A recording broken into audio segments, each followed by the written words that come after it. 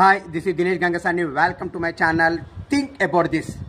పశ్చిమాసియా దేశాలలో ఇంకా చాలా రాజ్యాలలో కూడా ఇప్పటికీ ప్రజాస్వామ్యం అనేది లేకుండా ఉందండి. అక్కడ నియంతృత్వ పోకడలు, రాచరికపు పోకడలే ఇంకా కనబడుతున్నాయండి.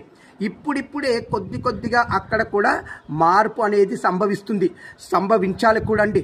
మరి నిన్నగాక మొన్న పశ్చిమాసియా దేశాలలో ఒకటైనటువంటి సిరియాలో తిరుగుబాటు వల్ల 5.5 దశాబ్దాలుగా నియంతృత్వంగా రాజ్యమేలుతున్నటువంటి అసద్ కుటుంబ పాలన అంతమైందండి.